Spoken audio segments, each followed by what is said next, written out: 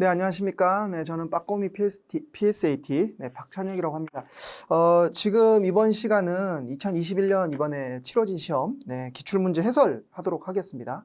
뭐, 난이도나 이런 거에 대한 총평은 다른 분들도 많이 하셨고, 여러분들도 대충 짐작을 하시겠으니까, 뭐 간략하게만 설명드리면, 5급보다는 좀 어렵게 나왔고요, 예상한 대로. 민간경력 채용보다는 다소 어렵게 나왔다고 평가를 많이 하시던데, 저는 그냥 난이도는 민간경력 채용하고 유사한 형태가 아닐까, 저는 그렇게 좀 생각을 합니다. 왜 그러냐면 어려운 문제, 아주 어려운 문제가 없었어요. 킬러 문제가 없었고 대신에 전반적으로 수준은 조금 더 높았고, 네, 이렇게 좀 이해하시면 될 것 같습니다. 자, 그러면 이제 본격적인 해설에 앞서서 간략하게 제가 설명을 좀 해드리면요.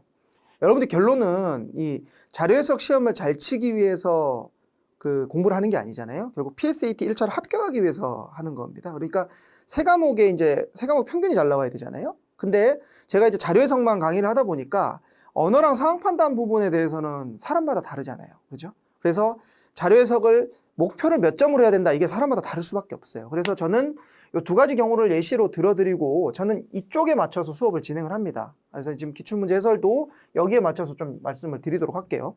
그래서 저는 84점, 84점 또는 88점, 잘하면 90점 넘을 수도 있겠지만 최소 84점 이상은 맞아야겠다라는 생각으로 좀 수업을 하도록 하겠습니다. 84점 정도 자료 해석 나오면요, 언어랑 상황 판단이 조금 부진해도 결국 커트라인은 넘어설 수 있는 그 정도로 봅니다. 저도 합격 점수를 정확하게는 아니지만 75점을 넘을 것 같지는 않아요. 네, 그래서 항상 얘기 드린 건 75점보다 좀 낮아 보이거든요. 게다가 올해는 배수도 10배수를 뽑기 때문에 저는 이제 75점보다 언더로 보기 때문에 만약에 한 과목이 84점이 나온다 그러면 나머지 두 과목은 한 70 정도만 맞아도 괜찮거든요. 그래서 뭐 이번 시험 같은 경우에는 뭐 언어가 조금 어려웠다라는 평도 있지만 뭐 이런 거는 뭐 언어랑 상황 판단에 변수가 있다 하더라도 자료 해석만 굳건히 이 정도 점수가 나오면 뭐 거의 뭐 합격에 가깝지 않냐 이렇게 생각합니다. 근데 많은 학생들이 이 점수 거의 못 오죠. 못 옵니다. 그래서 이제 요 둘 중에 하나로 아마 생각을 하시면 될 것 같아요. 이건 뭐냐? 내가 언어랑 상황 판단에 좀 자신 있다라고 하시면 이 정도 맞아도 되고요. 내가 좀 부족하다, 언어랑 상황 판단이, 그러면 이 정도 점수 충분히 받을 수 있는 점수입니다. 이 점수는. 자, 그러면 이를 맞추려면 어떻게 해야 되냐? 84점이라 그러면은 4개가 틀렸다는 소리거든요. 그러니까 이제 21개를 맞았다는 소리예요. 그러니까 21개를 맞으려면 어떻게 해야 되냐? 물론 21문제 풀어서 21개를 맞을 수도 있죠. 근데 저는 이 PSAT를 공부하는 학생이 나는 실수를 하나도 안 할 거야 라고 하는 거는 좀 무리한 목표라고 생각을 해요. 왜냐하면 워낙 시간이 부족한 상황에서 문제를 풀기 때문에 한두 개의 실수는 어쩔 수 없다. 그래서 실수가 날 것까지도 좀 감안해 줘야 되고, 물론 실수를 줄이기 위한 노력은 해야겠으나 우리가 조금 여유가 없는 상태로 문제를 풀기 때문에, 그래서 저는 한 23개, 그 다음에 내가 실수가 좀 적다 그러면 22개 정도를 풀면 됩니다. 그 말은 역설적으로 2문제에서 3문제 정도는 좀 넘길 수 있다. 이렇게 좀 보실 수 있겠습니다. 그래서 한 3문제 정도가 아주 시간이 오래 걸리는 문제가 보통 출제가 되고, 이번 시험도 거의 3문제 정도가 나왔는데 그중에 한 문제를 풀거나 안 풀거나 이렇게 할 수가 있습니다. 그럼 만약에 지금 제가 23문제를 푸는 걸 예시로 드렸는데, 요 극상 한 문제를 풀었는데, 만약에 이제 우리가 3문제를 건너뛰고 22개만 풀었다라고 하면 22문제가 60분이거든요. 그럼 문제 하나당 2분 30초가 넘어요. 그러면 이제 나머지 문제, 아주 어려운 문제를 제외한 나머지 문제들을 한 문제당 2분 30초 정도에 푼다 그러면 이러면 할 만한 거예요. 얘들이 들어가서 어려운 거죠. 이렇게만 좀 정리하시고, 그 다음에 이제 또 이런 거예요. 그럼 내가 84점이라는 이런 고득점을 막기 위해서는 22개에서 23개의 문제를 풀어줘야 되는데, 근데 대부분 잘못하는 게 뭐냐면 이 어려운 문제에서 내가 쇼부를 보려고 한단 말이에요. 근데 이게 안 돼요. 어려운 문제는, 그러니까 여러분들이 이제 문제 해설 이해하고 문제를 이해한 이후에는 쉽게 풀리겠죠.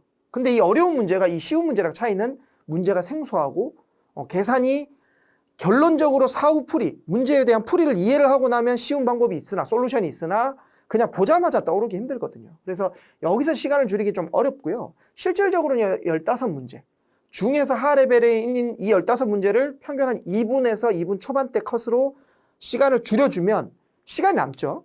시간이 남으면 여긴 자동으로 해결됩니다. 그래서 여기서 시간을 줄이려고 하지 마시고 여기서 시간을 좀 줄이려고 이렇게 좀 생각을 해주셔야 됩니다. 문제당 10초에서 20초만 줄여주셔도 15문제면 한 2, 3분 정도 남고요. 20초 줄이면은 15문제 20초면 300초니까 5분이겠죠. 그런데 한 30초 줄인다 이러면 더 길어지고, 그래서 제가 요 문제를 2분 정도 평균에 끊을 수 있도록, 쉬운 문제는 1분 30초, 좀 어려운 문제는 2분 초반에서 전체 평균 한 2분 정도 여기를 끊을 수 있도록 만들어주면요, 이 15문제를 30분 만에 풀면 30분이 남아요. 그러면 나머지 10문제는 뭐 버릴 거 버리고 하더라도 충분히 시간 내에 들어올 수 있는 겁니다. 제가 어떻게 하면 시간을 줄일 수 있냐, 요거를 좀 설명해 드릴 텐데, 제가 그 샘플 강의가 7강의 무료로 들을 수 있기 때문에 에듀캐스트 들어오면, 그래서 강의 무료로 듣는 거를 들었다는 전제로 수업을 진행을 할게요. 왜냐하면 그 부분을 다 설명하려고 그러면 제가 7강 찍었거든요. 그러니까 한 6시간 정도 찍은 거예요. 6시간 다 듣고 다 설명 지금 해드릴 수는 없잖아요. 그래서 그 부분은 그 샘플 강의로 무료로 배포했으니까 그렇게 들어주시고, 자, 문제 푸는 순서만 간략하게 설명하고 가겠습니다. 문제를 어떻게 푸냐? 질문, 표제목, 단위나 표의 특징, 별표, 각주, 그 다음에 선택지 확인, 표에서 내용 확인, 이렇게 보는 건데, 정리를 하도록 하겠습니다. 어떻게 보냐? 질문하고 표제목을 동시에 봅니다. 질문하고 표제목. 왜? 질문의 90%는 표의 제목을 다시 한 번 더 언급하는 수준에 거칩니다. 그러니까 즉 90% 정도는 질문과 표제목이 겹쳐요. 그러니까 표에 예를 들어 다음 표의 제목이 뭐 폐기물 처리량이다 라고 하면 질문에 다음은 무슨 국가의 폐기물 처리량에 대한 자료이다 라고 쓰고 뒤에 옳지 않은 것을 고르시오, 이렇게 나옵니다. 90%가. 근데 나머지 10%가 질문에 추가 내용이 있는 경우인데, 자, 위에 있는 90%는 질문을 읽을 필요가 없어요. 옳은 것인지 아닌 것인지만 보면 됩니다. 아래에 있는 10%는 읽어야 돼. 하나만 하는 소리죠. 뭔지 모르니까. 그렇죠? 이제 저는 수업할 때 제일 지향하는 게 사후풀이입니다. 자, 결론적으로 얘기 드릴게요. 자, 이게 겉으로 볼 때 드러나지 않으면 읽어봐서, 결론적으로 읽어봐서 이렇더라가 되면 아무 의미가 없는 얘기입니다. 근데 이거는 질문의 형태만 봐도 우리가 구별할 수 있어요. 자, 여기만 보시면 되겠죠? 뭐냐? 첫째, 글이 길거나 글이 한 줄 더 길입니다. 질문이 2줄짜리면 3줄이 돼 있고요. 3줄짜리 일반적인 게 3줄이면 4줄이 됩니다. 그래서 일반적으로 여러분들이 질문 문제 푸는 것들이 한 2줄 후반에서 3줄 초반에 끝나니까 글이 길다는 얘기는 그게 한 줄 더 있는 거죠. 3줄 끝에 가거나 아니면 4줄 초반에 간다. 이렇게 되면은 글이 길거나에 해당되는 겁니다. 한 줄이 더 깁니다. 글이 왜 길겠어요? 질문에 여러분들이 읽어야 할 내용이 더 추가가 되기 때문에 그런 겁니다. 그 다음에 숫자가 있거나, 질문에 숫자가 있으면 봐줘야 됩니다. 이 2가지 경우가 아니면 여기입니다. 그러니까 질문 읽을 필요가 없어요. 그래서 질문과 표제목은 가급적이면 안 읽는 거고요. 여기 10%에 해당되는 경우만 읽어주시면 되겠습니다. 이번 기출엔 여기에 해당되는 경우가 없었다고 보여집니다. 일반형 문제에서는. 특수형에서는 당연히 있지만. 자, 제가 이 질문이 읽을 필요가 없다고 얘기해 드린 건 다 일반형에 대한 겁니다. 특수형은 질문이 제일 중요해요. 네, 특수형은 당연히 질문이 제일 중요하니까 특수형은 제가 특수형 파트 설명할 때 별도로 얘기 드리겠습니다. 일반형은 질문이 안 중요합니다. 대부분. 자, 질문에 추가 내용 있는 게 이 경우만 아닌 것만 정리하시면 되고요. 그 다음에 이제 여기가 뭐냐, 왜 뭐냐. 여기 3개가 뭐냐면 이 앞으로 나올 선택지가 어떻게 나올지 정해주는 게 이 3개입니다. 첫째 단위, 두 번째 표의 종류, 세 번째 각주, 이렇게 돼 있습니다. 이 설명도 제가 그 샘플 강의가 무료로 다 돼 있으니까 그때 좀 더 자세히 들어주시고 요걸 읽는다. 왜? 여기서 앞으로 나올 선택지의 중요한 부분, 출제자가 신경 쓰는 부분을 다 확인할 수 있기 때문이죠. 요거를 보고 얘를 보는 거예요. 그러니까 표의 내용을 보는 게 아니고 단위가 뭐냐, 단위는 절대수치냐 상대수치냐, 표의 종류가 뭐냐, 표의 종류는 형태적으로 봤을 때 표가 어떠냐를 물어보는 겁니다. 당연히 그래프도 포함이에요. 그 다음에 각주에 뭐가 나와 있느냐, 요 3개만 보고 바로 선택지를 봐야 됩니다. 자, 그랬을 때 이 선택지가 뭐가 되냐? 맨 위에 보면 선택지는 크게 보면 3가지가 있어요. 똑같지가 않습니다. 첫째, 머리를 쓰는 선택지. 두 번째, 손을 쓰는 선택지. 세 번째, 눈을 쓰는 선택지. 비중으로 보면요, 머리를 쓰는 선택지가 한 30% 정도가 됩니다. 그러니까 5개 선택지 오지선다라 그러면 한 1개에서 2개. 다음에 손을 쓰는 선택지가 한 2개가 나옵니다. 그건 뭐냐면 계산입니다. 계산. 손을 쓰는 걸 왜 계산으로 얘기했냐? 여러분들이 오해를 하시는데 계산하는 문제를 머리를 쓴다고 착각하시겠지만 솔직히 여러분들 덧셈 곱셈 할 때 머리 씁니까? 손으로 하잖아요. 그죠? 그래서 이건 손을 쓰는 거라고 얘기를 하는 겁니다. 그다음에 세 번째, 눈을 쓰는 선택지. 눈을 쓴다는 건 뭐죠? 계산도 필요 없고 소위 얘기하는 사실 확인 같은 겁니다. 맞는지 틀린지만 확인하면 되는 거. 쉽죠? 여기가 제일 쉽습니다. 그다음에 얘가 제일 어렵습니다. 출제자는 뭘 선호할까요? 출제자도 사람이기 때문에 선택지에 감정이 있습니다.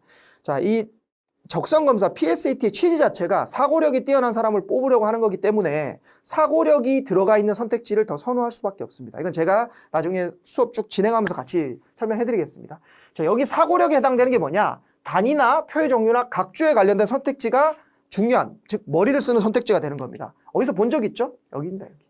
그래서 제가 문제 풀기 전에 단위랑 표의 종류랑 각주를 먼저 보는 겁니다.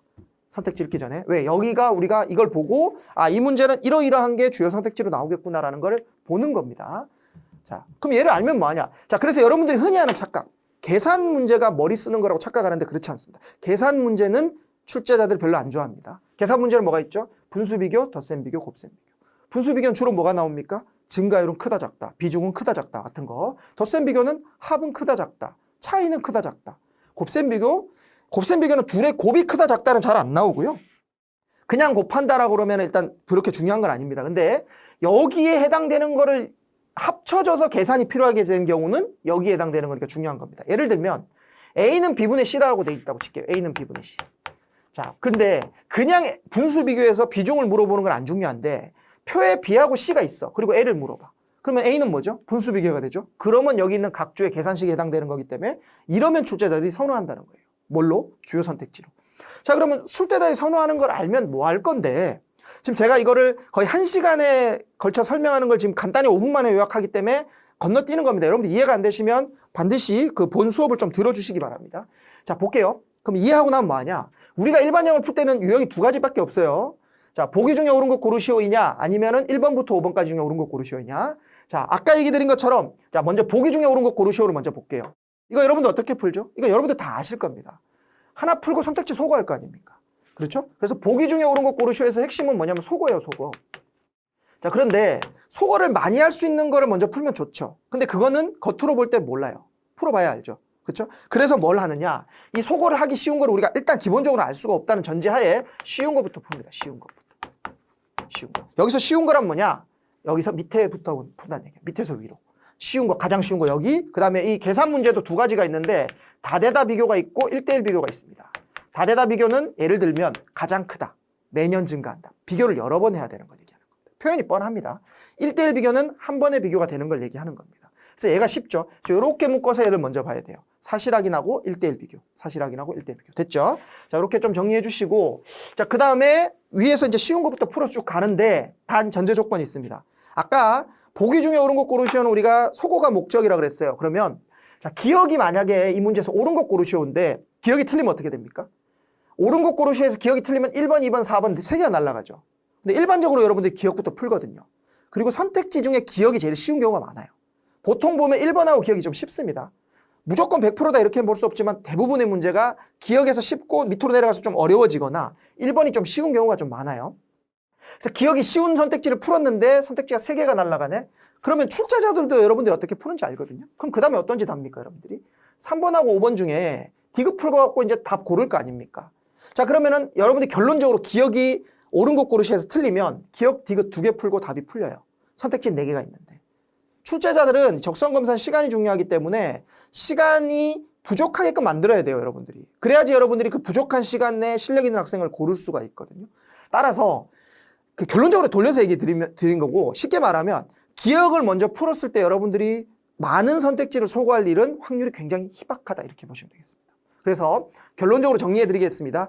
기억을 제외한 것 중에 쉬운 거 됐죠? 기억을 제외한 것 중에 쉬운 거 풀어라. 이게 여기 이렇게 정리하면 됩니다. 쉬운 거란 뭐냐? 자, 이거다. 여기 밑에 있는 거다.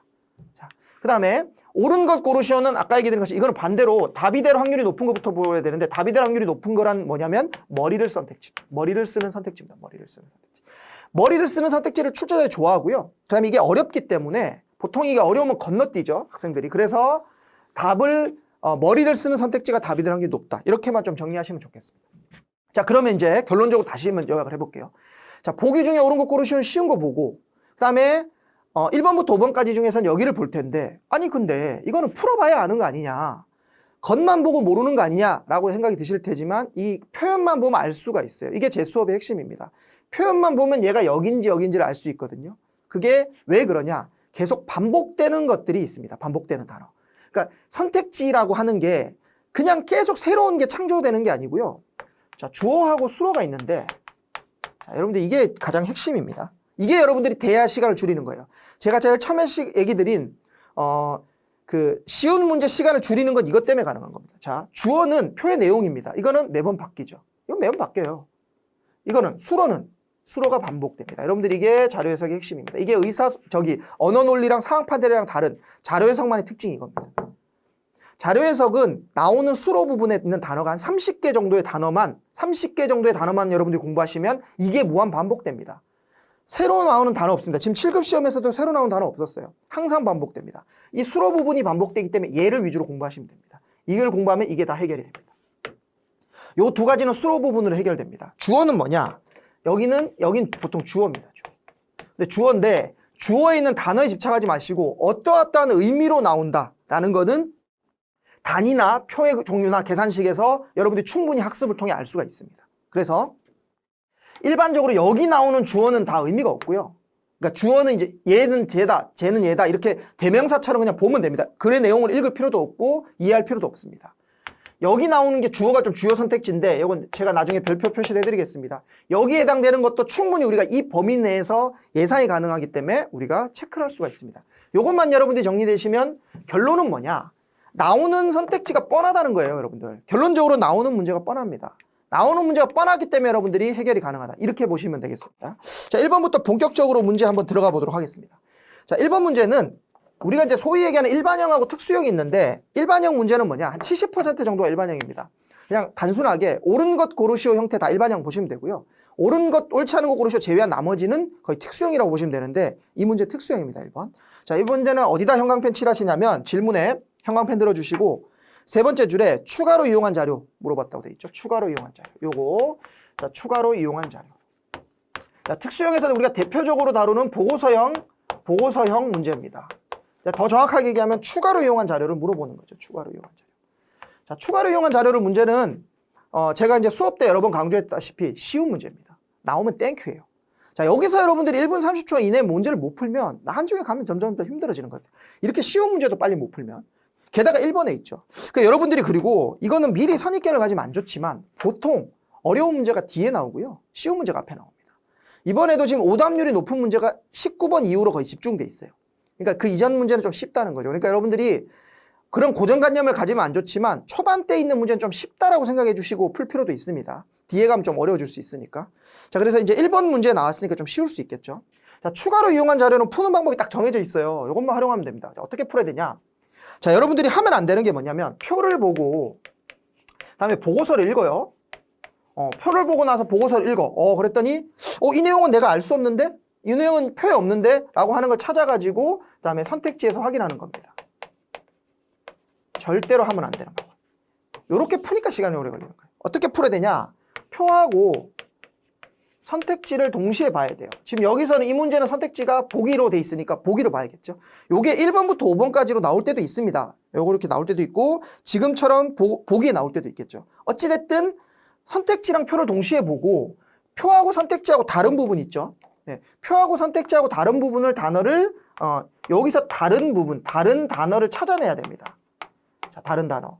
자, 그럴 때 제가 항상 강조하는 건 뭐냐? 결국은 그래서 읽어야 되는 거기 때문에 요때 제가 지금 기본 저희 샘플 강의를 들어주시면 좀 좋겠지만 이 용어 정리처럼 한글에서 우리가 좀 쉽게 찾아줄 수 있는 것들을 위주로 좀 찾아주면 좋습니다. 왜냐하면 자, 표하고 선택지에서 다른 단어를 찾아갖고 얘를 어디서 확인할 겁니까? 보고서에서 확인할 거예요. 근데 보고서는 지금 뭘로 돼 있죠? 자료 해석이나 뭐 언어 논리 다 마찬가지지만 다 한글로 돼 있어요. 그러면 한글로 돼 있을 때 찾기 쉬운 게 뭐냐면 숫자랑 알파벳 같은 거 또는 뭐죠? 그다음에 지역. 지역은 뭐 국가 뭐 아제르바이잔 아니면은 뭐 용인 뭐 이런 거. 다른 지역을 물어보면 좀 눈에 잘 보입니다. 우리가 이제 평소에 많이 본 단어니까. 그래서 숫자나 알파벳, 지역 이런 거 위주로 좀 찾아주면 좋거든요. 그래서 여기를 딱 보면 제일 먼저 표를 보면요. 표는 일단 2019년이에요. 그다음에 전국의 안전체험관 규모별 현황. 제가 표의 제목은 중요하지 않다고 여러 번 얘기를 드립니다. 어차피 여기에 대한 얘기밖에 할 게 없어. 그래서 안전체험관 규모라는 건 크게 의미가 없습니다. 자, 그 다음에 자, 그러면 이제 표가 이렇게 있고 선택지가 나오는데 자, 기억하고 디귿은요. 연도가 2015년부터 나와요. 숫자에 해당되죠. 제가 숫자를 강조하는 건요. 정확하게 얘기 드리면 숫자이기도 한데 더 조금 일반적으로 보자면은 보통 다 연도에 대한 게 많아요. 연도에 대한 게 워낙 많이 나온다는 거예요. 자, 보세요.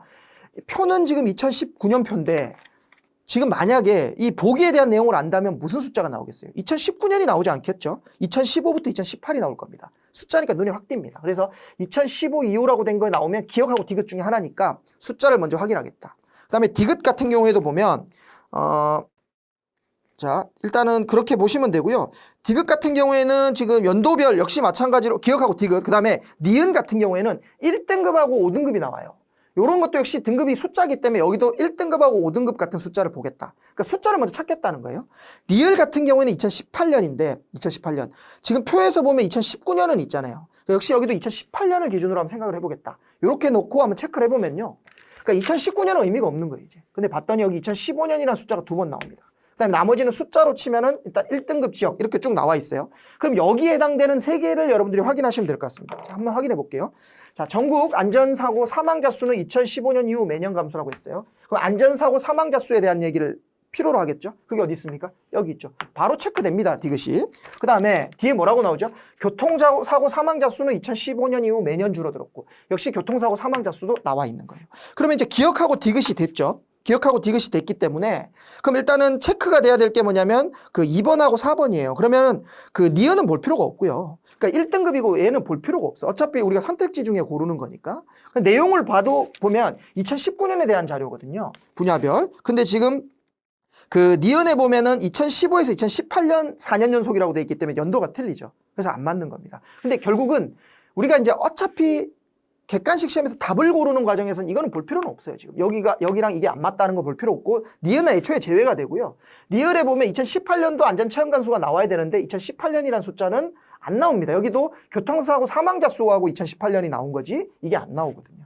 그래서 이 두 가지만 체크를 해주시면 연도만 체크하면 답이 나오는 그런 사항입니다. 추가로 필요한 자료는 연습 몇 번만 하면 충분히 쉽게 볼 수 있고 우리가 이제 특수형 중에서도 추가로 필요한 자료랑 매칭형 이 두 가지는 전략적으로 우리가 좀 빨리 풀고 넘어가 줘야 되는 그런 형태입니다. 자, 2번 보도록 하겠습니다. 자, 2번은 자, 제가 일반적인 선생님들이 그 대부분 유형을 분류할 때 요거를 보고서형으로 많이 분류를 할 거예요. 근데 저는 얘를 일반형으로 봅니다. 왜? 그냥 문제에서 옳지 않은 거 물어봤기 때문에 그게 지금 보고서에 있나 아니면 기억에 있나 이 차이지 여기서 기억, 니은, 디귿, 리을, 미음 중에 옳은 거 고르는 겁니다. 그래서 결론은 뭐냐? 이 문제는 일반형 문제다. 그냥 옳은 거 고르시오다. 이렇게 보시면 되고요. 그다음에 선택지 구조가 기억, 니은, 디귿, 리을, 미음 5개가 있는데 다음 중 옳은 거 고르시오라고 그래서 1번 뭐 기억, 니은, 2번 기억, 디귿 이렇게 돼 있다 그러면 뭐죠? 그러면 우리가 처음에 풀었던 유형 중에 여기에 해당되는 겁니다. 근데 지금 선택지가 어떻게 돼 있죠? 1번 기억, 2번 니은, 3번 디귿. 이거는 그냥 얘랑 똑같은 거예요. 그러니까 결국 5개 중에 하나만 옳거나 옳지 않은 거거든요. 그러면 얘랑 같다고 보면 우리가 뭐부터 봐야 됩니까? 그렇죠. 머리 쓰는 선택지를 먼저 봐야 된다는 거예요.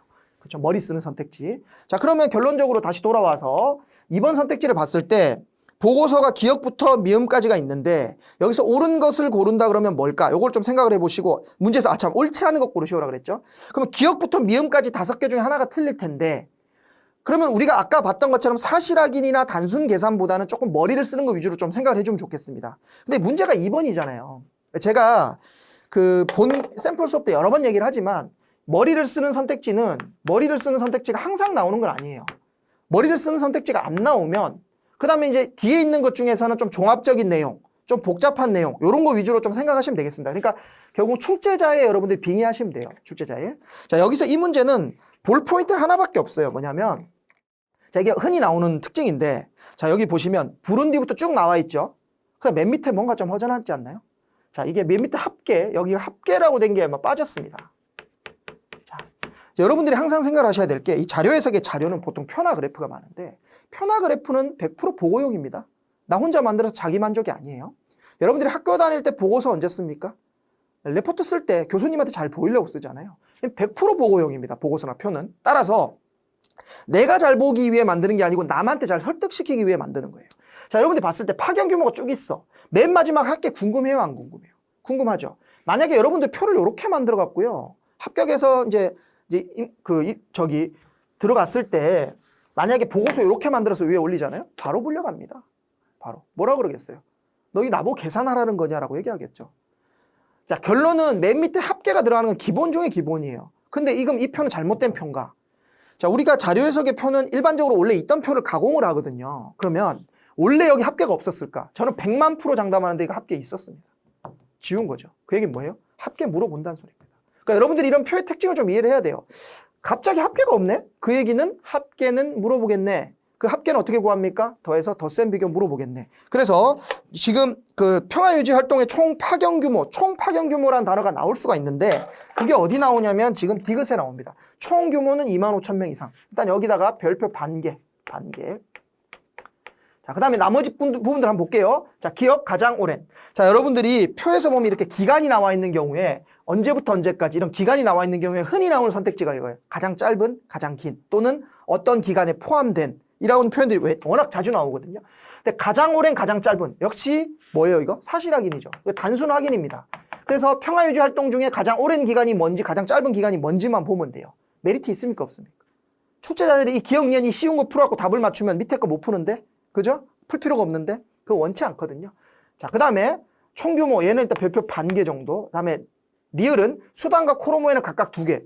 임무단이 2개 있는지 확인하는 게 뭐 어렵냐 이거예요. 수단 2개, 코로모 2개. 코모로죠. 코모로 2개. 이게 무슨 그 선택지로서의 값어치가 있습니까? 이것도 사실 확인이에요. 자, 미음은 2007년 10월 기준 평화유지 활동을 수행 중이던 임무단은 총 5개였다. 이거는 사실 확인인데 그나마 전체적인 걸 봐야 되는 거예요. 제가 여기서 제일 그나마 주요 선택지라고 할 만한 건 이거예요. 그래도 계산이니까. 자, 우리가 머리를 쓰는 걸 출제자가 제일 좋아하고 그 다음에 계산이고 그 다음에 사실 확인입니다. 머리를 쓰는 거 없어요, 이 문제는. 그러면 단순 계산밖에 없어요. 사실 확인보다 낫잖아. 그죠? 얘가 1순위. 그럼 사실 확인 중에는 이 넷 중에는 여러분들 누가 보더라도 얘가 종합적이잖아요. 그죠? 전체 기간에 포함된 게 몇 개인지를 물어보는 거니까 다 따져봐야 된다는 소리죠. 그래서 우선순위로 치면 얘를 제일 먼저 보고 두 번째 얘를 보라는 소리입니다. 얘가 제일 답이 될 확률이 높은 선택지인데 결론은 이제 답은 5번이다. 미음이다. 이렇게 보시면 되고요. 제가 이제 선택지를 볼 때 머리를 쓰는 걸 먼저 보라는 거지 머리 쓰는 선택지가 무조건 답이라는 거 아니에요. 만약에 제가 그 정도의 찍을 능력이 있다 그러면 문제 풀지 말라 그러죠. 그냥 이거 찍으라 그러지. 그게 아니고 문제 풀 때는 우리가 답이 될 확률이 높은 것부터 먼저 보자는 거예요. 그러다 보면 처음에 이 문제만 놓고 보면 아닐 수 있겠지만 계속 문제를 많이 풀다 보면은 당연히 보는 선택지 개수가 줄어들 수 있겠죠. 요거는 제가 이번에 이제 이번 기출 문제만 저를 잘 따라오셔도 제 말이 이해가 될 겁니다. 딱 그렇게 보시면 되고요. 자, 그래서 나머지 다 사실 확인이니까 디귿하고 미음만 한번 보도록 하겠습니다. 디귿은 이걸 더하는 건데, 자, 더할 때는 더해서 지금 25,000이니까 25,000명 이상이니까 제일 먼저 25,000 이상 클려 그러면 자, 덧셈은요. 당연히 규모가 큰 숫자 위주로 여러분들 확인해 주셔야 돼요. 덧셈은. 자, 그래서 이제 이게 여기 그냥 순서대로 더하는 게 아니고 큰 거부터 한번 해볼게요. 하나, 둘, 그다음에 셋, 그다음에 넷, 5 이렇게 해보면 어떻게 여러분들 이해하실 수 있냐면 6,000이 하나, 둘, 얘가 거의 6,000에 가깝죠. 그다음에 여기 2개를 더하면 6,000보다 좀 큽니다. 그럼 여기 3,128하고 3,350은 한 6,000에다가 한 대략 한 4, 500 정도가 플러스가 됐어요. 그걸 여기를 빌려준다고 치면 다 6,000보다 크게 만들어줄 수 있습니다. 6,000보다 큰 게 몇 개냐면 하나, 둘, 셋, 요 둘을 합쳐서 6,000보다 크니까 4개. 그만 해도 벌써 24,000이 됐죠. 근데 우리 기준이 25,000이잖아요. 그럼 그 다음에 얘를 더해주면 25,000이 넘는다는 계산은 어렵지 않을 수가 있습니다. 자, 그래서 여러분들이 가장 경계해야 되는 계산이 뭐냐면 덧셈이에요. 왜냐? 자, 우리가 일반적으로 보면 분수랑 곱셈 비교 같은 경우에는 아주 1의 자리까지 다 계산해야지만 결과가 나오는 경우가 굉장히 드뭅니다. 거의 없다고 보셔도 돼요. 거의 없다고. 그러니까 대략적인 계산만 통해서도 우리가 대소 비교를 할 수가 있어요. 그리고 거기에 적합한 방법들도 다 각각 있고요. 근데 덧셈은요. 솔직히 1만 차이가 나도 더 큰 건 맞아요. 여기서 다 더했는데 24,999라 그래도 25,000이 안 되는 건 맞거든요. 25,000 1만 돼도 더 큰 게 맞아요. 그래서 이 계산의 난이도가 복잡할지 쉬울지 형태만 보고는 구별이 힘든 게 덧셈 비교입니다.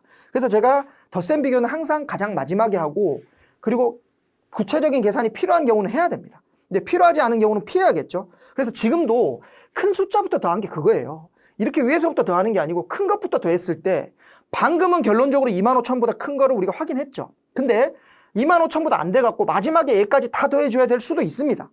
근데 그건 모르는 거예요. 그건 출제자 마음이에요. 덧셈 비교는 이렇게 단 1이라는 숫자라도 더 크면 이의 제기를 못해요.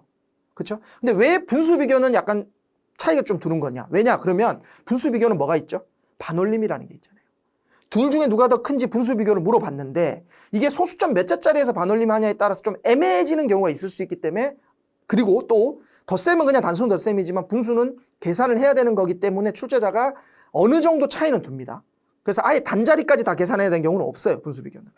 그냥 저를 믿고 그렇게 하시면 됩니다. 그래서 덧셈 비교가 가장 애매할 수가 있다. 이 정도만 좀 생각해 주시고요. 다음에 그 미음은 2007년 10월에 활동 중인 걸 물었으니까 여기 2007년 10월이면 여기 하나 해당되고 여기 그 다음에 여기 이렇게 3개가 해당되죠. 요 3개, 요 총 4개죠. 4개가 해당되고 나머지는 다 해당이 안 돼요. 그래서 5개가 아니고 4개다. 기간이 나와 있기 때문에 기간을 다 고려해 줘야 되는 미음은 사실확인 중에서는 조금 중요하게 다뤄줘야 된다. 이렇게 보시면 되겠습니다. 자, 3번 문제 보도록 하겠습니다. 자, 3번 문제는 표가 좀 크기 때문에 제가 제목만 따왔는데요. 3번 문제가 어떻게 선택지가 흘러나올지 표의 제목만 보고도 이해를 못했다. 이건 아직까지 수준이 낮은 겁니다. 자, 이거 여러분들 이래서 오래 걸린 거예요. 3번 문제 굉장히 쉬운 문제입니다. 자, 어떻게 제가 설명해 드릴게요. 자, 제일 먼저 제가 뭐 보라 그랬죠? 다시 한번 시간을 돌려서 앞에 메모한 거 보세요. 자, 단위 먼저 보고, 네, 단위 먼저 보라 그랬죠. 그 다음에 표의 종류 보라 그랬어요. 그 다음에 각주 보라 그랬습니다. 자, 그럼 여기서 제일 중요한 게 뭐예요? 자, 일단 제일 먼저 봐야 될 게 단위입니다. 단위를 보라는 건 단위가 1000만 원이냐 1억이냐 이거 보라는 게 아니고 절대 수치냐 상대 수치냐 이거 보라는 겁니다. 그림 1의 단위는 뭡니까? 그림 1의 단위는 우측 상단에 없지만 이 그래프에 보면 그래프 내 단위가 나와요. 뭐예요? 그림 1은 그림 1은 %입니다. 즉 상대 수치라는 거죠. 자, 그림 2는요. 자, 그림 2는 단위가 GDP라고 돼서 단위가 조원이니까 조냐 억이냐 보라는 게 아니고 이건 절대 수치입니다. 자, 절대 수치랑 상대 수치가 둘 다 나올 때는 자, 두 가지 중에 하나입니다. 자, 첫째는 상대 수치 곱하기 절대 수치를 해서 새로운 걸 뭔가 하나를 산출하는 경우가 첫 번째고요. 두 번째는 둘 중에 좀 쉬운 걸로 확인하는 건데 요거는 제가 그 샘플 강의 때 나와 있으니까 그때 확인해 주시고 요번 기출은 이건 안 나왔어요. 그러니까 이게 실제로도 얘는 잘 안 나오고 얘가 많이 나옵니다. 거의 한 80%는 얘가 나오고 나머지 20%가 얘인데 나오면 얘 주요 선택지예요. 당연히 중요하고 출제자들이 선호하는 선택지라는 거예요. 자, 그러면 이제 이걸 어떻게 파악을 해야 되냐? 그러면 그림 1하고 그림 2를 곱해서 뭔가 산출이 될 텐데. 자, 그림 1 한번 볼게요. GDP 대비 국가 채무 및 적자성 채무 비율이죠. 그럼 GDP 대비 국가성 어쩌고 저쩌고 쭉 나와 있습니다. 그다음에 그림 2가 GDP예요. 자, GDP 대비이기 때문에 이거는 분수 비교인데 자, 그러면 이건 식을 세우면 어떻게 되냐면 GDP분의 뭐 국가성 채무 또는 적자성 채무 이렇게 됐을 겁니다. 요게 상대 수치라는 거예요. 퍼센트. 근데 지금 만약에 일반적으로 보면 이게 지금 그림 1이고 이게 그림 2인데 만약에 그림 2가 없었다면 어떻게 될까요? 자, 그림 2가 없었다면 우리가 상대 수치 문제에서 제일 첫 시간에 배웠던 뭐가 나오냐면 알 수 없다 파트가 나올 수 있어요. 그러니까 이것만 있는 거예요. 이 둘은 없죠. 그렇죠? 둘은 없어. 그러니까 둘은 정확하게 얘만 알고 얘는 모르는 거니까 뭐가 나오냐면 이 GDP가 같은 문제에서 얘기 드리면 같은 연도끼리는 GDP가 같겠죠. 그래서 같은 연도끼리랑 다른 연도끼리 비교하는 문제가 나옵니다. 그래서 같은 연도끼리는 분모가 같기 때문에 이 분자에 해당되는 국가 채무랑 적자성 채무가 비교 가능하고요. 그림 2가 없었다면 다른 연도끼리 비교 불가능하다. 그럼 비교 불가능하니까 이 부분이 뭐가 나오냐면 알 수 없다가 나오고 얘가 주요 선택지. 1번부터 5번까지 중에서 먼저 풀어야 되는 선택지가 되는 겁니다. 근데 지금 여기서 GDP가 주어졌죠. 주어졌기 때문에 같은 연도끼리는 GDP가 어차피 똑같기 때문에 같은 연도끼리 비교할 때는 어떻게 하면 됩니까? 같은 연도끼리 비교할 때는 얘가 필요 없어요. 어차피 같은 연도 GDP 똑같으니까. 그러니까 얘는 그대로 쉽고 다른 연도끼리 비교할 때 비교 불가이던 게 뭐로 바뀌냐? 그림 2가 생기면서 곱셈 비교로 바뀌는 거고 얘도 역시 주요 선택지입니다. 별표 2개짜리가 되는 거예요. 자, 그래서 지금 제일 처음에 여러분들이 모셔야 될 건 이거예요. GDP 대기 무슨 비율이다 그러면 어디서 보는 거죠? 그림 1에서. GDP를 물어보면 어디서 보는 거예요? 그림 2에서. 근데 국가 채무랑 다음에 적자성 채무를 물어보면 그림 1과 그림 2를 둘 다 계산해 줘야 되는 거예요. 그럼 만약에 얘를 물어본다는 소리입니다. 국가 채무랑 적자성 채무. 그럼 이게 넘어가면 GDP 뭡니까 이거? 그림 2죠. 그래서 그림 1 곱하기 그림 2를 해가지고 뭐가 나오냐? 적자성 채무랑 그다음에 국가 채무를 물어보는 게 나온다는 거예요. 무조건 나올 수밖에 없는 문제 구조라는 거예요. 굉장히 일반적인 구조입니다. 우리 계산식 파트, 제가 4단원에 가면 계산식 파트 설명할 때 이런 문제만 한 10번은 다룹니다. 워낙 많이 나오는 거기 때문에. 따라서 3번 문제를 보고 생소했다라고 하면 학습이 안 된 거예요. 그러니까 결론은 조금 익숙하기만 하면 나올 선택지는 뻔하거든요. 그러니까 이게 자료 해석이 좋은 거예요. 언어랑 상황 판단과 다르게 나오는 문제가 딱 정해져 있기 때문에 우리가 공부만 좀 해두면 이 내에서 벗어나질 않아요. 자, 그럼 결국은 국가 채무랑 적자성 채무, 금융성 채무 이런 채무들 같은 건 산출하는 걸로 나오는 건데 그중에 다른 연도끼리 비교하는 거는 기억 2020년과 2014년 또는 2019년부터라고 했으니까 요 두 가지는 뭐냐면 결국은 뭐예요? 이 그림 1과 그림 2를 곱해서 계산해야 되는 우리가 소위 얘기 드리는 주요 선택지, 즉 머리를 쓰는 선택지가 되니까 이 별표가 들어가는 겁니다. 별표 2개씩. 1번부터 5번까지 중에 옳은 거 고르시면 당연히 먼저 파야죠. 근데 지금 우리가 보기 중에 옳은 거 고르시니까 나중에 봐야죠. 그러니까 제가 결론적으로 이 얘기를 왜 드리냐. 기억하고 디귿은요, 보는 순간 피해갈 수 있었어요. 리을은요, 매년 50% 이상이다. 이거 같은 연도끼리 비교거든요. 다른 연도끼리 비교가 아니기 때문에 얘는 쉬운 거예요. 자, 이렇게 표현만 보고 여러분들이 알아낼 수가 있게 되면 선택지를 골라줄 수가 있습니다. 그다음에 얘는 GDP 대비 무슨 비율이에요. 이거는 동그라미 해가지고 그림 1에서 본다 이렇게 하시면 되겠습니다. 자, 그래서 그림 1에서 보는 거고 매년 증가한다. 이건 뭐예요? 그냥 거의 사실 확인에 가까운데 실제적으로는 여러분 이게 더 센 비교인데 표현상 놓고 보면 이 사실 확인에 가깝다. 노란색 수로 부분이 여러분들이 계속 반복되는 단어입니다. 보세요. 1.5배 이상. 이거 뭐예요? 곱셈 비교. 매년 증가, 사실 확인, 300조 원 이상 계산, 50% 이상 분수 비교. 이렇게 좀 정리하시면 되겠습니다. 요 표현들이 한 30개 정도밖에 안 돼요. 물론 이게 1.5배가 아니고 3배가 될 수는 있겠죠. 5배가 될 수는 있을 겁니다. 근데 결론은 뭐예요? 몇 배 이상이면 곱셈 비교. 그다음에 매년 증가, 사실 확인. 그다음에 300조 원 이상 계산하는 겁니다. 이 숫자랑 갖고. 그다음에 매년 50%. 이거 분수 비교. 이렇게 여러분들이 표현을 익히시면 됩니다. 자, 그래서 근데 결론은 뭐냐면 이 시간이 워낙 중요한 시험이기 때문에 요런 부분들 방금 제가 말씀드린 부분들을 대충 알면 안 되고요. 완벽하게 숙지를 해야 됩니다. 그래야지만 이게 써먹을 수가 있어요. 자, 한번 계산 한번 해볼게요. 제가만 시험장이라면 니은하고 리을부터 풀었겠죠. 니은. 자, 금융성 채무 비율인데 각 주에 국가 채무는 적자성 채무 플러스 금융성 채무라고 되어 있습니다. 이것도 우리 단원에서 AORB라는 걸로 제가 알려드렸는데 표에 뭐가 나와 있냐면 국가 채무 나와 있죠. GDP 대비 국가 채무 및 적자성 채무 비율이라고 했고 국가 채무도 산출 가능하고 비율도 나와 있습니다. 그럼 또 뭐도 나와 있냐면 적자성 채무도 나와 있어요. 그럼 뭘 물어보는 거죠? 얘를 물어보는 거예요. 그럼 얘에서 얘를 빼주면 금융성 채무가 나오거든요. 그래서 뭐가 나왔냐? 니은의 GDP 대비 금융성 채무 비율이라는 거예요. 얘도 여러분들이 당연히 여러분들이 예상할 수 있었겠죠. 왜? 지금 이거 어디 있어요? 이 식. 각주에 있잖아요. 제가 단위랑 표의 종류랑 각주 3개 보라 그랬잖아요. 단위, 상대 수치. 오케이. 그러면 국가 채무, 적자성 채무, 금융성 채무, 별표. 그 다음에 두 번째 뭐죠? 각주. 지금 표의 종류는 꺾은선 그래프, 막대 그래프. 오케이. 그 다음에 세 번째 각주는 국가 채무, 그 다음에 적자성 채무 나오니까 금융성 채무 물어보겠네. 이게 지금 여기 나오는 거예요. 일단 이렇게 됐습니다. 그럼 얘는 국가 채무 비율에다가 적자성 채무 비율 빼주면 되겠죠. 그러면 이제 그러고 나서 요거를 조합하면 뭐가 나오냐면 꺾은선 그래프잖아요, 지금. 그림 1이. 그렇죠? 꺾은선 그래프에서 국가 채무에서 적자성 채무를 빼준다는 얘기는 뭐죠? 둘의 차이를 얘기하는 겁니다, 차이. 자, 그래서 결론은 이 그래프에서 둘의 차이가 계속 벌어져야 돼요. 둘의 차이가. 그래야지 매년 증가가 되는 겁니다. 국가성 채무에서 적자성, 이게 저항으로 넘어가면 빼지잖아요, 그죠? 얘를 풀려면. 그러니까 둘의 차이가 점점점 커져야 되는데 여러분 눈으로 보시기에도 커져 보이지 않는 안 커진 것 같은 거를 찾아주셔도 괜찮고 근데 이건 눈으로 볼 때 잘 구별이 안 된다라고 하면 뒤에서부터 보면 됩니다. 발레 찾을 때는 별다른 게 없다 그러면 뒤에서부터 찾으면 됩니다. 뒤에서. 그 뒤라는 건 여기서 어딜까요?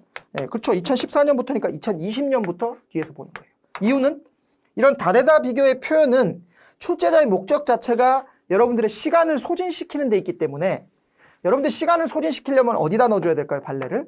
뒤에 넣어줘야 됩니다. 근데 제가 항상 수업 때 강조하는 게 뭐냐면 발레가 있으면 뒤에서부터 찾으면 돼요. 근데 결론적으로 얘가 맞으면 발레가 없거든요. 그래서 제가 다대다 비교는 태생적으로 좀 까다로울 수 있다는 거예요. 왜? 내가 맞으면 얘가 발레가 있으면 틀리면 쉬워요. 근데 맞으면 발레가 없으면 어려운 겁니다. 시간이 오래 걸리는 겁니다. 이거는 어쩔 수 없죠. 그런데 겉으로 볼 때 맞는지 틀린지를 알 수 없기 때문에 그렇게만 정리하시면 되겠습니다. 다음에 리을 볼게요. 금융성 채무는 매년 50% 이상이다. 자, 이거는 아까 국가 채무는 적자 채무 플러스 금융성 채무라 그랬잖아요. 요거 AORB에서도 요것도 설명해 드렸던 건데 금융성 채무가 50% 이상이라는 얘기는 이 전체가 100%잖아요. 그죠? 전체를 100%라고 생각을 하면 금융성이 50% 이상이라는 얘기는 적자는 50% 미만이라는 걸 얘기하는 것과 같아요. 근데 표에는 지금 얘가 있고 얘는 없잖아요. 그죠? 그러니까 얘로 보는 거예요. 그래서 여긴 말로 이렇게 바꿔주세요. 적자성 채무가 50% 미만이다. 적자성 채무가 50% 미만이다. 여기 역시 뒤에서부터 봐도 발레가 바로 36분의 20.7이니까 절반 넘잖아요. 그죠? 그래서 50% 미만은 틀렸다. 이렇게 나오니까 니은하고 리을 그으면 답이 바로 나와요. 그래서 제가 아까 가장 까다로운 식을 변형해야 되고 이런 과정을 다 가지고 있는 게 기억하고 디귿인데 이 문제는 기억하고 디귿을 안 풀고도 답을 찾을 수 있었어요. 이게 제일 잘하는 학생입니다. 이렇게 해야지만 이 시간을 빨리 풀 수가 있어요. 어려운 선택지를 막 내가 아주 나이스하게 푸는 게 중요한 게 아니고 쉬운 선택지를 잘 찾아서 빨리 푸는 게 가장 실력 있는 학생입니다. 자, 한번 보도록 하겠습니다. 수업하는 거니까 기억 디귿도 풀어야죠. 기억. 2020년 국가 채무는 2014년에 1.5배 이상이다라고 했는데 이 문제 지금 기억은 1741 곱하기 36%고요. 이게 2020년. 그 다음에 1323 곱하기 29.7% 이렇게 돼 있는데, 자, 이 문제의 실제적인 출제자의 그 솔루션이 이거예요. 자, 이게 지금 여러분들이 29를 보면 뭐가 좀 떠오르냐면 30%보다 좀 작죠. 30에서 36까지는 얼마 정도, 몇 배 정도 큰 겁니까? 곱하기 1.1을 하면 30에서 36이 되잖아요. 그런데 29.7은 30보다 작으니까 1.2보다 좀 더 큰 걸 곱해줘야 됩니다. 아주 크진 않지만. 자, 그러면 얘는 뭐가 돼야 되냐? 자, 일단 우리가 이게 결국은 문제에서 뭐냐면 1.5배 이상이라고 그랬잖아요. 그죠? 1.5배 이상. 이게 되려면 1.2 곱하기 1.3을 하면 얘는 1.5보다 커요. 이거 제가 소수점 곱셈할 때 여러분 얘기를 드렸죠. 왜 그러냐면, 자, 이렇게 되는 거예요. 1 플러스 A 곱하기 1 플러스 B라 그러면 이거는 1 플러스 A 이렇게 한번 곱했겠죠? 이렇게 한번 곱하고 다음에 이렇게 한번 곱하고 뭐 이렇게 한번 곱했겠죠. 그러면 1 플러스 A, 1 플러스 B 플러스 AB 이렇게 되거든요. 근데 지금 AB 자리에 뭐가 들어간 거예요? 0.2하고 0.3이 들어갔죠. 그러면 이거는 결국은 1 플러스 0.2 플러스 0.3 플러스 0.2 곱하기 0.3이 됩니다. 그래서 얘를 제외하고라도 이 앞쪽이 1.5가 나와요. 그러니까 이거는 여러분들 예외 없이 항상 쓰는 거니까 소수점 곱셈에서 요 로직은 좀 이해를 해주시면 좋습니다. 그러면 이제 뭐 예를 들면 이렇게 생각할 수 있겠죠. 1.3 곱하기 1.1은 얘는 1.4보다는 큰 거예요. 1.4보다는. 얼마나 더 큰지는 디테일한 계산이 필요한 건데 일단은 1.3보다는 1.4보다는 큰 거거든요. 근데 문제에서 조건은 1.5배 이상이라 그랬는데 여기가 1.2보다 커. 그럼 이쪽이 1.3보다만 크면은 이제 해결이 되는 거거든요. 자, 보면 그러면 1323의 30%는 한 390, 400 정도 되는데 여기 400을 더해봐야 여기가 안 돼요. 그렇죠? 그러니까 여기 한 30% 해봐야 한 400이 안 되는데 400 더해도 이게 안 된다는 얘기는 1.3보다 크다는 얘기입니다. 그래서 1.3보다 크고 뒤에 곱해진 애는 1.2보다 크니까 얘는 당연히 1.5보다 크죠. 요게 출제자의 의도인 것 같습니다. 제가 볼 때는. 여기서는 이거는 여러분들이 소수점 곱셈에 대한 개념만 좀 잡혀 있으면 풀 수 있는 건데 다시 한번 얘기 드리지만 이거 안 풀고 넘어가는 게 제일 잘한 거예요. 자, 다음 디귿 한번 풀어보도록 하겠습니다. 자, 적자성 채무는 2019년부터 300조 원 이상이다. 자, 그러면 자, 이 표현을 잠깐 보도록 할게요. 이 문제 계산은 별로 안 어려운데 이거 계산하면 1658 곱하기 그 20%니까 20%는 이거 5분의 1이잖아요. 그죠? 자, 5분의 1이면 1500 곱하기 5분의 1이 300입니다. 그러니까 이게 1500보다 크니까 이거는 300보다 크다. 이거는 어렵지 않게 계산이 됩니다. 제가 여러 번 문제를 풀면서 느낀 거를 얘기를 해드릴게요. 자, 이 문제 풀려면 요거 뭘까지 봐야 되냐면 2019년부터라 그랬어요. 그럼 2019년만 넘으면 되나요? 부터니까 2020년도 넘어야 될 것 같지 않나요? 그쵸? 여러분들 생각에. 그 다음 또 뭐죠? 19년부터 넘었다 그랬으니까 2018년은 어때요? 넘으면 안 되겠죠? 정확하게 얘기하면 이렇게 볼 수도 있습니다. 자, 근데 물론 이 말이 막 모순이 있거나 이러진 않아요. 근데 오류가 있거나. 근데 제가 이렇게 표현하면 더 정확했을 텐데 한번 들어보세요. 자, 2019년 최초로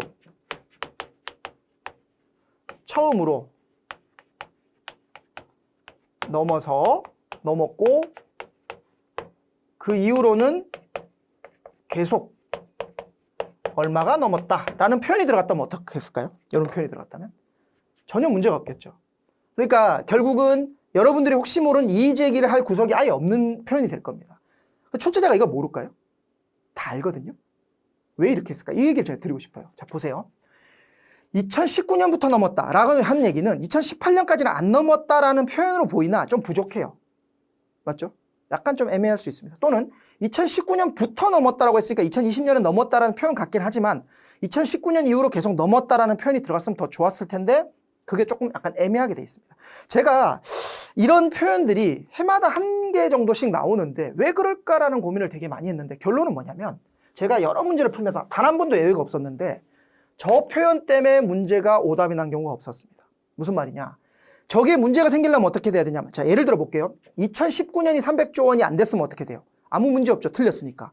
그럼 저게 문제가 되려면 2018년에 예를 들어 2018년 이전에 넘는 게 하나가 나오던가, 그죠? 2018년 이전에 넘는 게 하나가 나오던가 아니면 2020년에 300조 원이 안 되는 경우가 나오면 저거는 약간 이의제기 하는 학생이 있을 수 있을 겁니다. 물론 그 이의제기가 정당하다는 건 아닙니다. 물론 제가 볼 땐 이 표현만 가지고도 충분히 될 수는 있지만 자, 그래서 결론적으로 제가 봤을 때 이거는 이런 경우 대부분 그랬는데 결국은 문제가 이의 제기를 할 게 없을 거예요. 그러니까 2018년까지는 못 넘었을 거고 2020년도 넘었을 확률이 굉장히 큰 표현입니다. 그러니까 출제자가 이거를 아는데도 굳이 안 넣은 거예요. 왜? 안 넣어도 전혀 문제가 없으니까. 안 넣어도 결과에 전혀 문제가 없으니까. 그런데 근데 이거는 지금까진 그랬던 거고 앞으로 나오는 문제도 또 이렇게 무조건 이것만 갖고 2019년까지는 이전은 맞았다라고 우리가 미뤄 짐작할 수는 없잖아요. 자, 결론적으로 얘기 드리면 그러니까 여러분들은 강사나 저처럼 그 표현의 세세한 부분까지 고민할 필요 없잖아요. 여러분들은 합격만 하면 됩니다. 점수만 나오면 되고. 그렇죠? 그렇기 때문에 제가 결론적으로 얘기 드리면 저렇게 앞쪽에 있는 게 넘어야 되는지 넘어야 될지 말아야 될지 고민되거나 또는 이걸 일단 확인하려고 그러면 그럼 뭐예요? 2018년 이전까지 싹 다 확인해야 되잖아요. 이런 거는 먼저 풀지 말라는 거예요. 굳이 여러분들이 그 어려운 거를 미리 풀어가지고 그렇게 할 필요는 없다는 겁니다. 그래서 디귿 같은 거는 가급적이면 풀지 말라 얘기를 드리고 싶습니다. 그 표현의 의미는 그거예요. 자, 다음 4번 한번 보도록 하겠습니다. 4번은 이제 이거는 중요한 거는 표의 제가 보라고 한 게 뭐예요? 단위. 이거 단위 아무것도 없어요. 두 번째 뭐예요? 표의 종류. 이건 표의 종류가 뭡니까? 그냥 일반 표가 아니에요. 이 표는 우리 저 교재 특징 있는 표에 나오는 짝표입니다. 짝표. 짝표. 짝표는 뭐예요? 짝표는 여러분들이 뒤에 한 문제 더 나옵니다. 그게 어디 나오면 7번에 또 나와요. 7번에. 그러니까 이번 회차는 짝표가 두 번 나왔는데 7번이 아니고 네, 죄송합니다. 7번이 아니고 9번. 네, 9번에 또 짝표가 나옵니다. 짝표는 가로축하고 세로축이 짝을 이루는 게 짝표입니다. 짝표. 그러니까 일반 표가 아니에요. 특징이 있는 표입니다. 이 표는. 그럼 짝표는 짝표에 관련된 선택지가 나오거든요. 짝표의 중요한 건 뭐냐? 짝표의 목적은 뭐냐면 가로축과 세로축을 동시에 비교하려고 만든 게 짝표입니다. 그래서 이사 전의 소중대에서 이사 후에도 소중대를 놓고 전과 후의 차이를 비교하려고 만든 게 짝표의 특징이기 때문에 짝표에서 주로 나오는 선택지는 뭐냐면 이 대각선 부분을 활용하는 선택지이거나 또는 증감유무에 대한 걸 물어보는 선택지가 주로 나옵니다. 증감유무. 자, 근데 대각선이라는 게 뭐냐? 이 짝표에서 대각선은 이 시점 이전과 이후에 변화가 없는 애들. 대각선이라는 건 변화가 없는 애들을 얘기하는 거예요. 근데 변화가 없는 애들만 대각선을 활용하냐? 그렇지 않고 A와 B를 활용해서 변화가 있는 애들을 물어보는 경우도 나옵니다. 그게 어디냐면 여기 니은에 달라진 요게 나오는 거예요. 그래서 니은 앞에 별표 하나 해주시고 얘가 표의 특징을 활용한 주요 선택지가 되겠습니다. 1번부터 5번까지였다면 얘를 먼저 보면 되겠죠. 자, 그러니까 결국은 이 변화했다는 건 결국은 대각선에 해당되는 게 변화를 하지 않는 애인데 그렇죠? 변화하지 않는 애. 더하기 변화를 한 애를 해주면 요게 전체가 돼버리는 거예요. 전체. 자, 문제에서 뭐라 그랬냐면 달라진이면 변화한 거죠. 얘가 50% 이하라는 얘기는 변화 안 한 애는 50% 이상이다. 요거를 활용하는 문제가 나옵니다. 나올 수밖에 없고 얘가 지금 니은에 나온 거예요. 자, 그래서 결론은 자, 100명인데 달라진 가구가 50% 이하. 그러니까 변화 한 애가 50% 이상인지를 확인해 보려면 30에 15, 15 더하면 60이죠. 그래서 50% 이상이 맞습니다. 그래서 니은이 맞다는 거는 쉽게 확인이 가능합니다. 자, 근데 자, 이게 문제를 보면 이런 거죠. 뭐냐면 이게 지금 니은이 어려우니까 우리가 먼저 안 풀 수도 있잖아요. 근데 왜 이 문제에서는 니은을 먼저 풀 수도 있어요. 왜 그러냐면 지금 나머지 괄호가 너무 많은 거예요. 괄호가.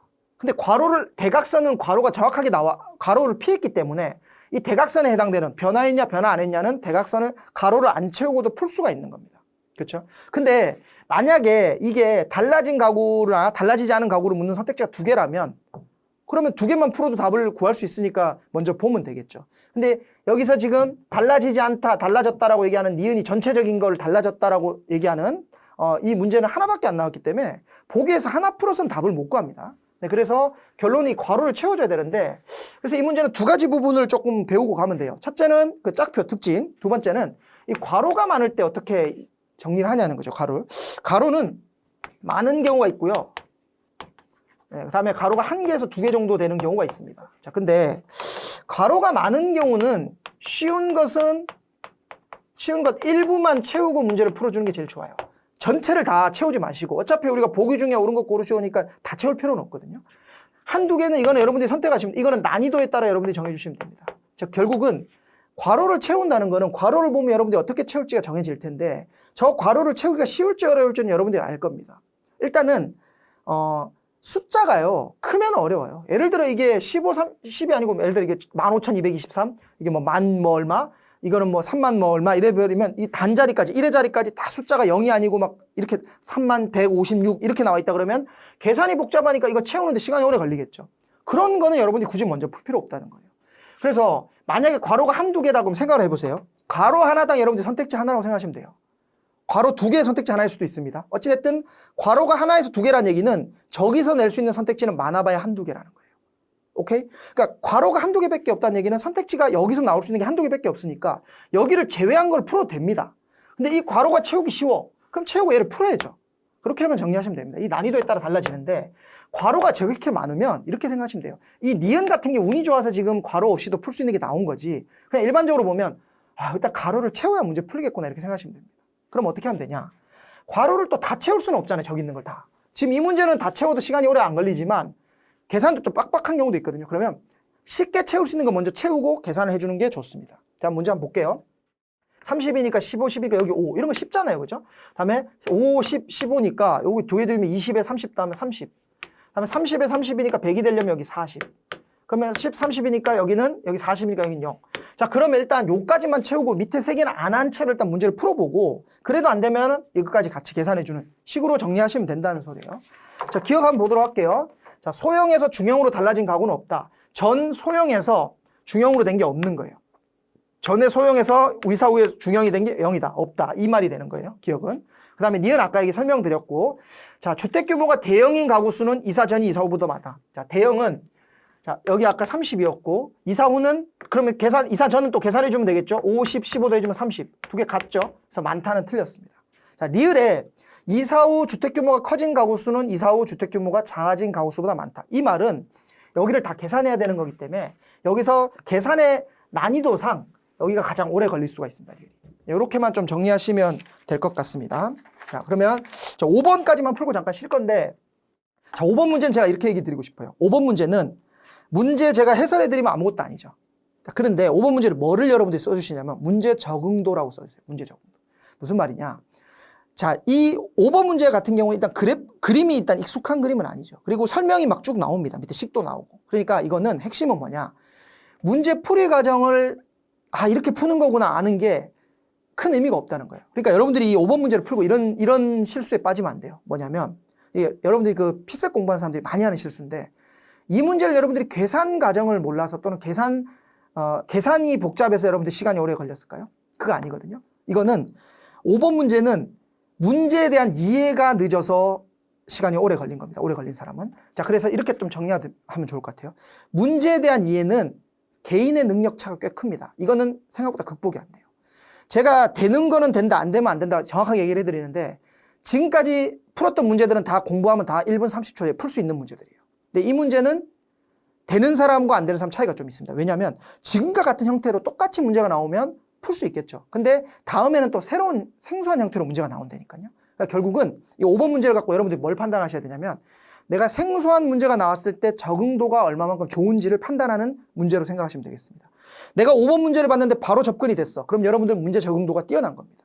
그럼 여러분들이 생소한 형태의 문제가 나왔을 때도 풀만한 거예요. 근데 여러분들이 이 문제를 풀 때 이거 무슨 말이야? 이해가 안 가는데 글을 3번, 4번, 5번 읽었다 그러면 여러분들은 문제 적응도가 좀 떨어지는 겁니다. 이거는 독해력하고도 약간 상관이 있기 때문에 이거는 개인차가 좀 있어요. 그래서 내가 떨어지면 떨어진지 알고 있으면 돼요. 자, 그러면 어떻게 하면 되냐? 저는 만약에 제가 문제 적응도가 떨어지는 사람이라고 해볼게요. 내가 이 문제 시험장에서 봤다 그러면 저는 풉니다. 이유는 뭐예요? 이 문제가 5번 문제이기 때문이에요. 근데 이 문제가 25번 문제 또 23번 문제였다면 저는 일단 안 풀고 넘어갑니다.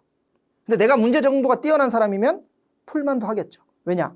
문제가 형태가 생소한 형태 문제 같은 경우에는 실제로 내용은 쉬운 경우가 오히려 많습니다. 왜냐하면 출제자도 난이도를 조절해야 되는데 문제 이해하는 게 좀 시간이 걸릴 걸로 잡았다면 문제 해결하는 건 당연히 좀 간추하게 만들어줍니다. 자, 어찌됐든 자, 이 문제랑 같이 봐야 될 문제가 저는 뭐라고 보냐면 20번 문제라고 봅니다. 20번 문제. 20번 문제. 자, 20번 문제를 잠깐 봐주시면요. 20번 문제. 이게 지금 20번 문제도 마찬가지예요. 20번 문제도 아무것도 아닌데 이 문제를 이해하고 글을 읽고 하는데 굉장히 버벅대고 시간이 오래 걸릴 수 있는 형태의 문제입니다. 그래서 5번 문제를 빨리 문제를 적응한 사람은 20번도 빨리 적응했을 거고요. 제가 볼 때는 5번 문제가 버벅댔다면 20번도 버벅될 확률이 큽니다. 그래서 저는 만약에 시험장 갔다 그러면 5번은 먼저 풀고요. 20번은 좀 이따 풀었을 거예요. 왜? 이 형태, 내가 이 적응도가 떨어진다면 그러면 내가 20번 문제 같은 거를 안 푼다는 게 아니고 뒤까지 갔다가 다시 돌아오던가 이렇게 했을 거란 소리입니다. 자, 그래서 결론적으로 얘기를 해드리면 자, 문제는 지금 물어보는 게 뭐냐. 자, 이런 문제일수록 여러분들이 5번 문제와 같은 이런 형태 문제일수록 문제를 이해하려고 들면 안 됩니다. 있는 단어를 그대로 찾아줘야 돼요. 지금 문제에서 물어보는 게 뭐예요? 예. 폐기 처리에 투입되는 걸 물었으니까 그냥 폐기 처리한 단어를 찾아야 돼요. 그냥 얘다라고 생각해야지 잠깐만 공정을 볼 때 성형을 하고 조립을 하는 거 이래버린 순간 끝나는 거예요. 그냥 얘만 찾는 겁니다. 얘만. 나머지는 그냥 다 있는 대명사처럼 봐야 돼요. 대명사처럼. 동그라미, 세모, 네모처럼 보고 얘를 찾는 거구나라고 생각해야 돼요. 얘는 어떻게 되죠? 여기서 하나 오고 여기서 하나 옵니다. 자, 여기 하나 두 개를 찾아야 돼요. 여기를 찾으려면 제 작업이니까 이렇게 타고 들어가는 거예요. 자, 천이 혼합되었는데 여기 보면 그 직진율이라고 하는 거는 그 밑에 설명이 나와 있죠. 가에서 나로 0.2라는 거는 100 중에 100 중에 20만 간다는 거잖아요. 1.0이 갔다는 얘기는 1000이 1000으로 간 거예요. 그죠? 1000이 0.1로 가고 0.91로 갔으니까 100은 1로 갔어요. 101로 왔을 겁니다. 100이 0.5, 즉 50은 1로 갔고요. 50 들어왔죠. 50은 다시 돌아갑니다. 그래서 여기 50이 됐고 여기 100 중에 900이니까 900이 넘어갔으니까 900하고 950 더해주면 900하고 50 더해주면 950이죠. 그래서 검사로 950이 갔고 이 중에 0.2가 넘어와야 되니까 950 곱하기 0.2 그러니까 5분의 1을 곱해주면 190이 더 추가가 돼야 돼요. 그래서 50하고 190 더해주시면 240이 돼서 답이 4번이 되는 건데요. 이 문제 결론적으로 조금 더 쉬운 풀이는 이런 겁니다. 자, 결론은 지금 이 폐기 처리를 제외하고 다 이 출하로 나가요. 그럼 전체에서 이 출하만큼 빼주면 되겠죠. 그럼 1000이니까 이거 1000 갖다가 이 900, 그다음에 900 여기서 다시 50이 넘어서 950에 0.8이니까 원래 총 1000이니까 1000에다가 950 곱하기 0.8을 빼주셔도 됩니다. 이렇게 해도 240이 나와요. 전형적인 사후풀이죠. 제가 여러분들 시험장에서요 아무리 뛰어난 학생도 이렇게는 못 봅니다. 그러니까 제가 이제 여러분들한테 좀 드리고 싶은 얘기는 이런 사후풀이에 너무 현혹되지 마시고 좋은 방법이구나라고만 인지하시면 됩니다. 근데 이걸 시험장에서 이걸 바로 이렇게 쓸 수 있느냐? 그건 좀 다른 얘기겠죠. 이렇게만 좀 정리하시고 다음 시간 이제 6번부터 연이어 풀도록 하겠습니다. 수고하셨습니다.